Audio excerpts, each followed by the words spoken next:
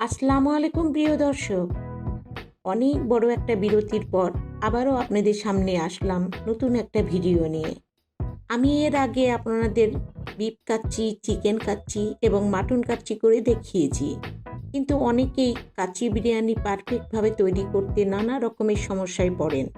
কিন্তু কাচ্চি রান্নার থেকে পাক্কি বিরিয়ানি রান্না করা অনেক সহজ। কাচ্চির মতো মাংস সিদ্ধ হওয়া বা তলায় ধরে যাওয়ার চিন্তা থাকে না। কাচ্চি বিরিয়ানি থেকে পাক্কি বিরিয়ানি রান্নার প্রণালীতে তেমন কোনো পার্থক্য নেই। পার্থক্য শুধু এতটুকুই, কাচ্চি রান্না করা হয় কাঁচা মাংসের ওপর রাইস দিয়ে দমে রেখে, আর পাক্কি বিরিয়ানি রান্না করা হয় রান্না করা মাংসের ওপর রাইস দিয়ে স্বল্প সময় দমে রেখে। ব্যক্তিগতভাবে আমি পাক্কি বিরিয়ানি খেতেই বেশি পছন্দ করি। রেসিপিটা আমার পক্ষে যতটা সম্ভব সহজ করে তুলে ধরার চেষ্টা করেছি। চলুন রেসিপিটা আপনাদের সাথে শেয়ার করি।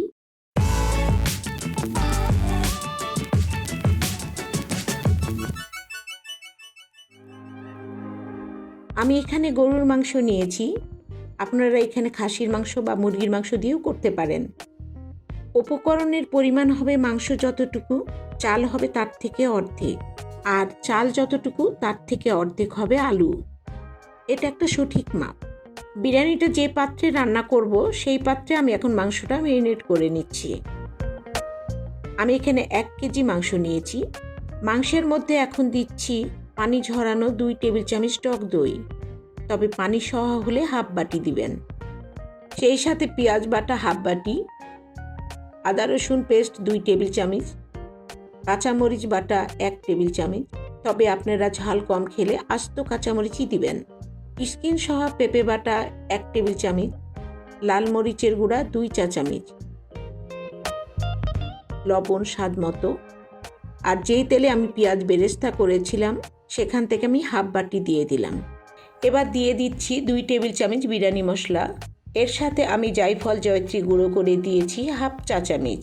এবার আমি দিয়ে দিব কিছু আস্ত গরম মশলা, 3-4 টুকরা দারচিনি, 8-10টা সবুজ এলাচি, 8-10টা লবঙ্গ, একটা ছোট সাইজের স্টার মশলা, 3টা কালো এলাচি বা বড় এলাচি, হাফ চা চামচ শাহি জিরা, হাফ চা চামচ গোলমরিচ এবং 2টো তেজপাতাকে আমি টুকরো করে নিয়েছি। এখান থেকে শাহি জিরা এবং গোলমরিচ বাদে মশলাগুলো কিছু এখন আমি দেব, আর বাকিটা আমি রাইস রান্নার সময় দেব। মাংসগুলোকে খুব ভালো করে মাখিয়ে নিতে হবে। মাংসটা আমি ম্যারিনেট করে রাখবো আধা ঘন্টা। এর মাঝে আমি অন্যান্য প্রিপারেশনটা করে নেব। আমি এখানে 250 গ্রাম আলু নিয়েছি। আলুগুলোকে আমি 2 ভাগ করে নিয়েছি, তবে আপনারা পছন্দ হলে আস্ত রাখতে পারেন। আলুগুলোকে আমি খুব ভালো করে তেলে ভেজে নিয়েছি, এতে আলুগুলো অর্ধেক সিদ্ধ হয়ে গেছে। এবার আলুগুলো আমি অরেঞ্জ ফুড কালার দিয়ে মাখিয়ে নেব। এতে স্বাদের কোনো পরিবর্তন হবে না, শুধু দেখা সৌন্দর্য বাড়বে। অন্য একটা বাটিতে আমি হাফ কাপ লিকুইড গরুর দুধ নিয়ে নিয়েছি। দুধটা জ্বালানো কিন্তু উষ্ণ গরম। আপনারা পাউডার মিল্কও ব্যবহার করতে পারেন। এই দুধের ভেতরে আমি দিব 2 টেবিল চামচ ঘি এবং 1 চা চামচ অরেঞ্জ ফুড কালার, তবে ফুড কালারের জায়গায় আপনারা জাফরান দিতে পারেন। এতে কালারটাও সুন্দর হবে, ফ্লেভারটাও ভালো আসবে।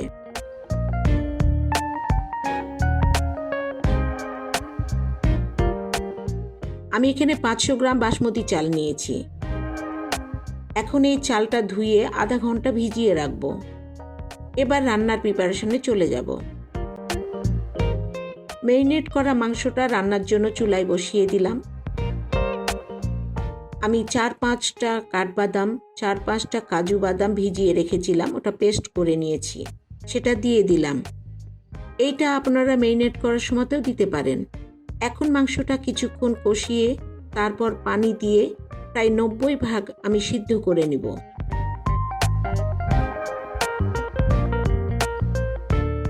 এবার আমি রাইসটা রান্না করে নেব। একটা বড় পাত্রে আমি পর্যাপ্ত পানি ফুটিয়ে নিয়েছি, তাতে এই পরিমাণ লবণ দেব যাতে পানিটা একটু নোনতা হয়। আমি এখানে 2 টেবিল চামচ লবণ দিয়েছি। এই পানির মধ্যে এবার বাকি যে আস্ত গরম মশলাগুলো রেখেছিলাম সেটা দিয়ে দেব। এবং বেশ কিছুক্ষণ ফুটিয়ে নিব যাতে গরম মশলার ফ্লেভারটা পানির মধ্যে চলে আসে। এরপর পানি ঝরানো যে রাইসটা আমি রেখেছিলাম সেটা পানির মধ্যে দিয়ে দিব।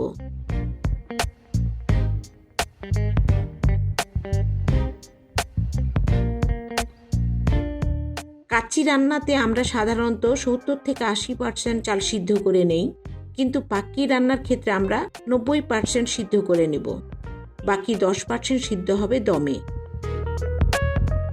এবার রাইস থেকে আমরা পানিটা ঝরিয়ে নেব। আবার মাংসে ফিরে যাই। দেখেন মাংসটা প্রায় সিদ্ধ হয়ে গেছে। এখন মাংসের ওপর আলুগুলো দিয়ে দেব। আলুগুলো অর্ধেক সিদ্ধ ভাজার সময় হয়ে গেছে, তাই আমি এই পর্যায়ে দিচ্ছি। তবে আপনাদের আলু যদি সিদ্ধ কম হয়ে থাকে তাহলে মাংস রান্নার কিছুক্ষণ আগেই দিবেন, তাহলে মাংসের সাথেই আলুগুলো সিদ্ধ হয়ে যাবে। এবার আলুর ওপরে আমি বেশ কিছু পেঁয়াজ বেরেস্তা দিচ্ছি, সেই সাথে দিচ্ছি বেশ কিছু কাঁচামরিচ। কাঁচামরিচগুলো আমি কিছুটা ভেঙে দেব আর কিছুটা আস্ত দেব, তবে যারা ঝাল কম খান তারা শুধু আস্ত কাঁচামরিচই দিবেন। এবার দিচ্ছি 1/2 টেবিল চামচ বিরিয়ানি মশলা। বিরিয়ানি মশলা শেষে দিলে ফ্লেভারটা খুব ভালো আসে। এবার এর ওপরে কিছু মাওয়া দিয়ে দিচ্ছি। মাওয়া না থাকলে আপনারা গুঁড়ো দুধ আর ঘি দিয়ে মাওয়াটা তৈরি করে নিতে পারেন। এই মাওয়া থেকে আমি অর্ধেকটা মাংসের ওপরে দিব আর অর্ধেকটা রাইসের ওপরে দিব।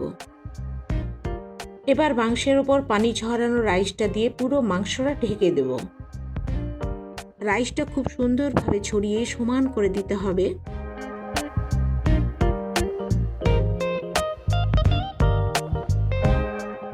এর ওপরে আরো বেশ কিছু পেঁয়াজ বেরেস্তা দিলাম। এবার দিব সামান্য কেওড়া জল। কেওড়া জল খুব বেশি দিবেন না। আমি দিয়েছি 1/2 মুটকি কেওড়া জল, 1/2 মুটকি গোলাপ জল। এবার বাকি যেই মাওয়াটা রেখেছিলাম সেটাও দিয়ে দিলাম। এখানে আপনারা চাইলে ড্রাই ফ্রুট যেমন কিশমিশ বাদামও দিতে পারেন। ঘি দুধের যে মিশ্রণটা আমি তৈরি করে রেখেছিলাম সেটা জায়গায় জায়গায় অল্প অল্প করে এভাবে ছড়িয়ে দিতে হবে। সব কিছু দেয়া শেষ। এখন এটাকে আমি দমে দেব। দমে দেওয়ার জন্য আটা বা অন্য কিছু দিয়ে সিল করার প্রয়োজন নেই। শুধুমাত্র একটা কিচেন টাওয়েল বা ফয়েল পেপার ব্যবহার করে এভাবে ঢাকনাটা চেপে দমে দিতে পারেন। পাত্রের নিচে একটা মোটা তাওয়া দিয়ে পাত্রটা বসিয়ে দিলাম। এবার প্রথমে হাই হিটে 5 মিনিট এবং লো হিটে 15 মিনিট দমে রাখবো। 15 মিনিট দমে দেওয়ার পর আমি আপনাদের বিরিয়ানিটা খুলে দেখাচ্ছি।